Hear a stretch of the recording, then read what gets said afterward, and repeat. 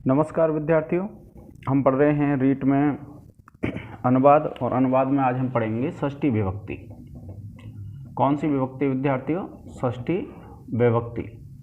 और ये जो षष्ठी विभक्ति होती है केवल विभक्ति होती है, कारक नहीं होता है। आप जानते हैं कि संस्कृत भाषा में कितने कारक माने गए हैं? 6 कारक माने गए हैं और विभक्तियाँ 7 हैं, यानी 7 में 3-3 प्रत्यय जो होते हैं। इस प्रकार से क्या है, 31 हो जाती हैं विभक्तियाँ। और जो विभक्ति हो जाती हैं 21, अब उनमें क्या है कि जब आप देखेंगे तो जो संबंध है, संबंध को कारक नहीं माना गया है और उस संबंध में कौन सी आती है? षष्ठी विभक्ति आती है। और जो षष्ठी विभक्ति है, अब देखिए जब आप षष्ठी विभक्ति के विषय में देखेंगे तो क्या है कि एक सूत्र है, कौन सा? षष्ठी शेषे। कौन सा सूत्र है? षष्ठी शेषे। इसका अर्थ क्या होता है कि जो शेष अर्थ हैं, देखिए क्या अर्थ होता है इसका कि जो शेष हैं, शेष से तात्पर्य क्या होता है कि जैसे आपने कारक सूत्र पढ़े और जो कारक सूत्र पढ़े हैं उन कारक सूत्रों में आप जब देखते हैं तो एक तो आता है प्रातिपदिकार्थ, वह प्रथमा विभक्ति हो जाती है और फिर द्वितीया से लेकर के सप्तमी तक कारक हैं। तो छठवीं जो विभक्ति, जो शेष रह जाता है, वो क्या रह जाता है? संबंध रह जाता है। और शेष जो संबंध रह जाता है तो उस संबंध में कौन सी विभक्ति आती है? आपकी षष्ठी विभक्ति आती है। देखिए इस सूत्र का क्या अर्थ है। देखिए विद्यार्थियों,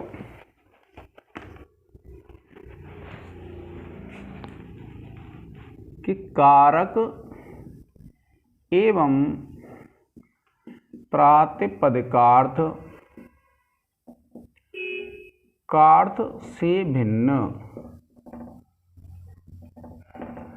कारक एवं प्रातिपदिकार्थ से भिन्न स्वस्वामी भाव आदि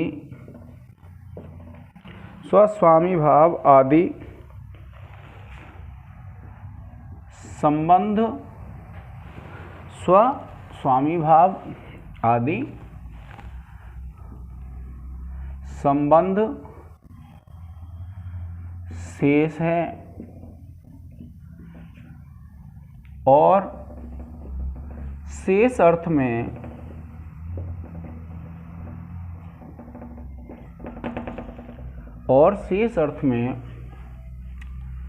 षष्ठी विभक्ति होती है। षष्ठी विभक्ति होती है।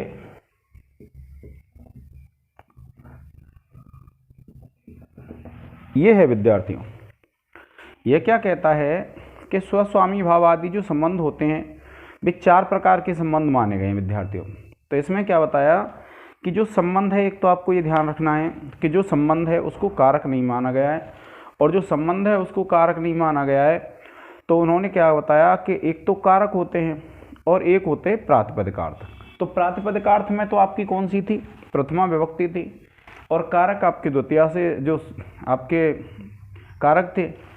अब उनमें जो शेष रह गया वो क्या रह गया? संबंध रह गया। तो इसलिए जो शेष अर्थ है, यानी संबंध में कौन सी विभक्ति आ जाती है? आपकी षष्ठी विभक्ति आ जाती है संबंध में। और संबंध में जब षष्ठी विभक्ति आ जाती है तो देखिए ये जो संबंध होते हैं वो कितने प्रकार के होते हैं? 4 प्रकार के होते हैं। कितने प्रकार हैं? 4 हैं। संबंध के 4 प्रकार ये है। तो देखिए कौन सा संबंध है? एक संबंध होता है आपका स्वस्वामी भाव संबंध। स्वस्वामी भाव संबंध, ये जो संबंध है विद्यार्थियों, इसमें क्या है कि स्वामित्व प्रतीत होता है। क्या प्रतीत होता है? स्वामित्व। कैसे? जैसे मान लीजिए आप कहें राजा का आदमी, तो ये जो आदमी है वो किसका है? राजा का है। तो क्या हो जाएगा? स्वस्वामी भाव संबंध हो जाएगा। आप कहें मान लीजिए राम की पुस्तक तो स्वस्वामी भाव संबंध है। आप कहें पिता का पुत्र, तो क्या है विद्यार्थियों, स्वस्वामी भाव संबंध है इसमें। तो इस प्रकार से जब आप देखते हैं कि स्वस्वामी भाव जो संबंध होता है, अब जैसे तो उसमें कौन सी आएगी, षष्ठी आती है। तो देखिए आप कहेंगे राजा का, तो आप वाक्य बनाएंगे राज्ञः पुरुषः। इसी प्रकार देखिए राम है तो राम में षष्ठी लग जाएगी, रामस्य पुस्तकम। इसी प्रकार से पिता है तो आप लिख देंगे पितुः पुत्रः, पिता का पुत्र। तो इस प्रकार से ये कौन सा हो गया आपका, ये हो गया आपका स्वस्वामी भाव संबंध, यानी जिसमें स्वामित्व तो प्रतीत होता है, इसको क्या कहते हैं हम, स्वस्वामी भाव संबंध कहते हैं। अब देखिए दूसरा जो संबंध होता है वह कौन सा होता है, जन्य जनक भाव संबंध।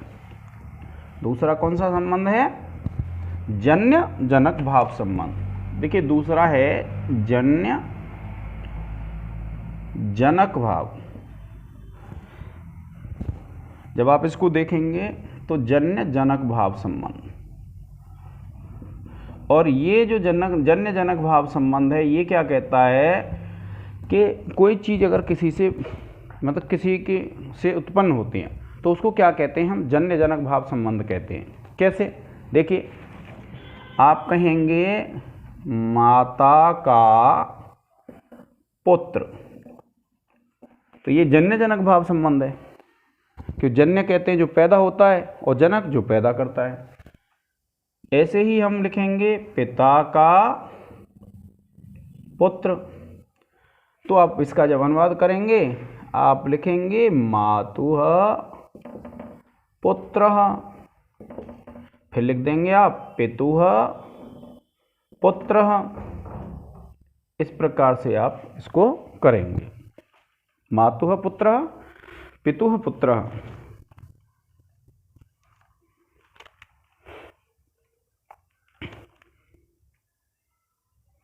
अब देखिए जो तीसरा संबंध होता है वह कौन सा होता है, तीसरा संबंध होता है देखिए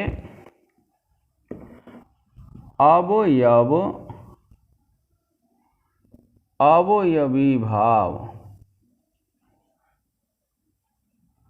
जहां पर अवयव और अवयवी का ज्ञान होता है। कैसे, जैसे मनुष्य होता है विद्यार्थियों, और जो मनुष्य होता है मनुष्य का पैर, जैसे आप कहेंगे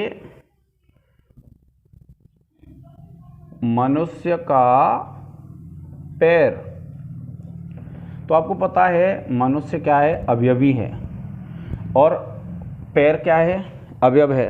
ऐसे ही हम लिखेंगे पशु का पैर, तो पशु है तो पशु तो क्या हो गया, अवयवी, और पैर है वो क्या हो गया, अवयव।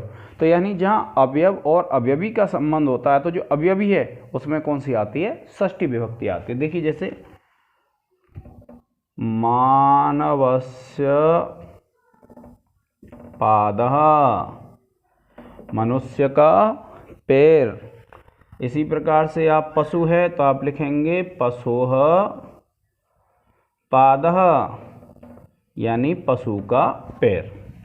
तो जब संबंध होता है इसमें अगर पूछ ले तो ये कौन सा संबंध है, अवयव अवयवी संबंध, तीसरा संबंध है विद्यार्थी। इसका एक स्क्रीनशॉट ले लें आप लोग।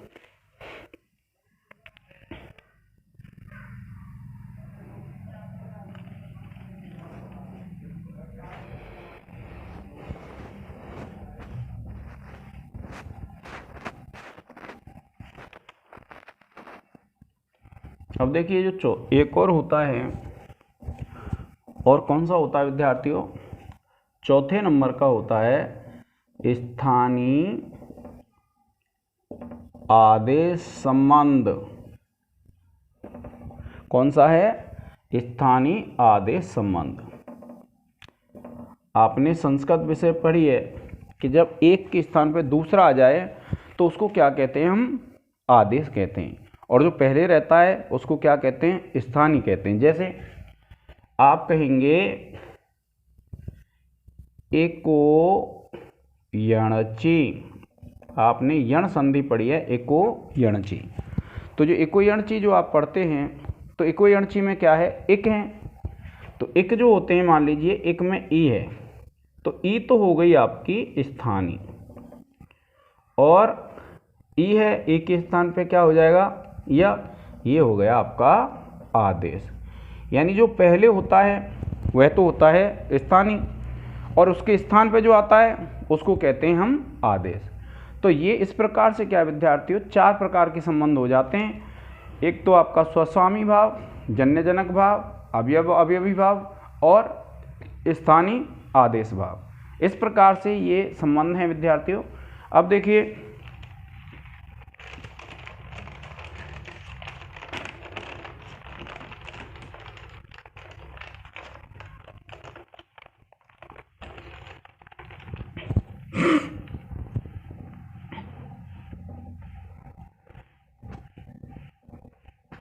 अब एक अगला नियम है कि हेतु शब्द के प्रयोग में, हेतु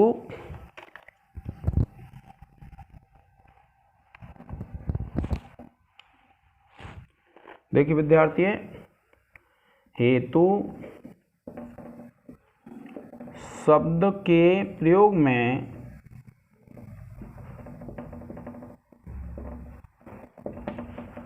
हेतु शब्द के प्रयोग में षष्ठी होती है।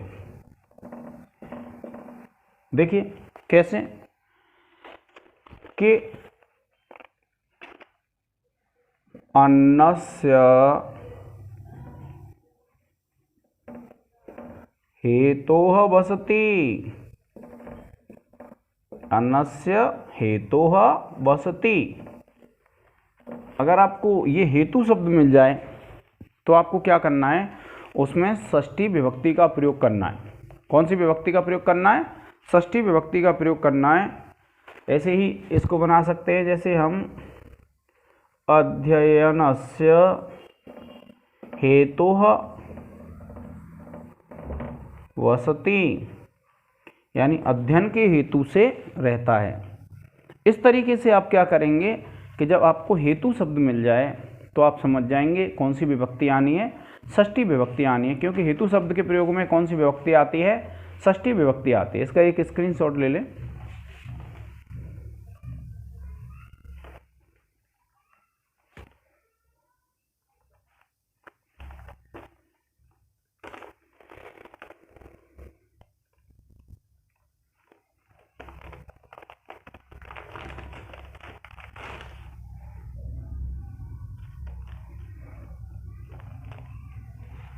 अब देखिए, कुछ शब्द ऐसे हैं जिनके योग में कौन सी आएगी, आपकी षष्ठी विभक्ति आएगी।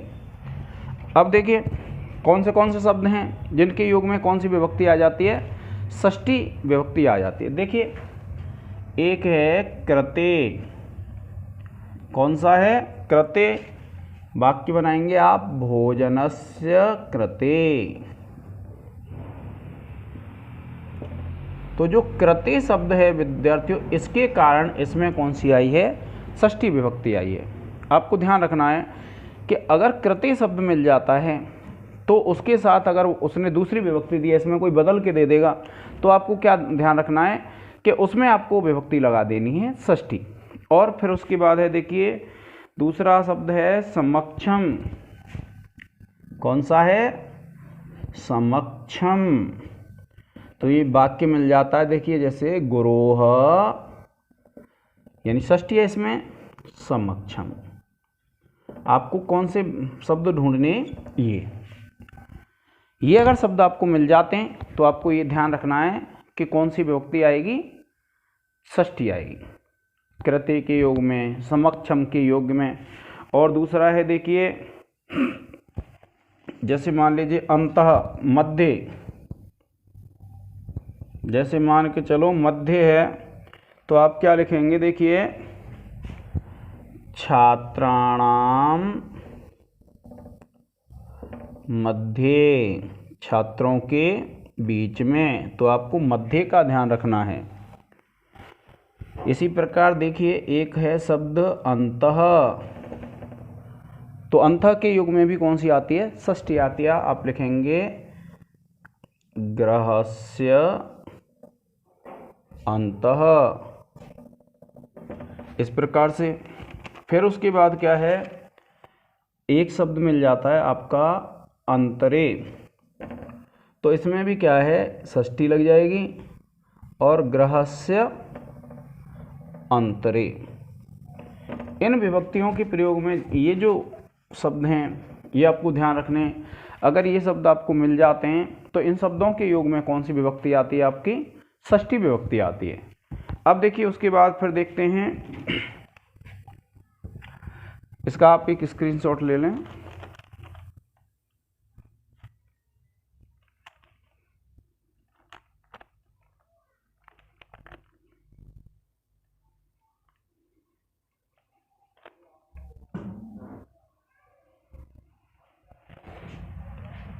अब देखिए एक नियम है इसमें, जब आप इसमें देखते हैं तो कौन सा नियम है कि देखिए दूरवाची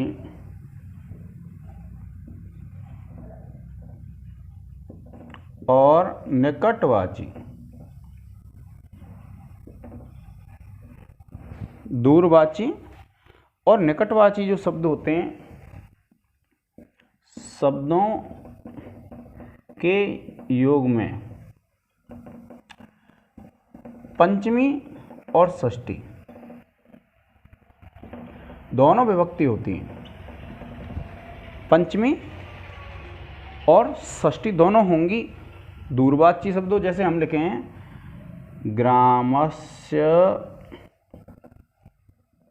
दूरम, ऐसे भी हो जाएगा। ये तो हो गया आपका षष्ठी का। हम लिखें ग्रामात दूरम तो भी हो जाएगा, ये पंचमी का है। इसी प्रकार से देखिए आप लिखें ग्रामस्य समीपम, ये भी हो जाएगा, और ग्रामात समीपम ये भी हो जाएगा। इसी प्रकार से देखिए ये दो शब्द और हैं, पार्श्व और सकाश, यानी पार्श्व और जो सकाश हैं उन शब्दों के योग में भी कौन सी हो जाती है? षष्ठी विभक्ति हो जाती है। तो इस प्रकार से विद्यार्थी हम षष्ठी विभक्ति को पढ़ेंगे और अगले लेक्चर में पढ़ेंगे। आज के इस लेक्चर में इतना ही। धन्यवाद।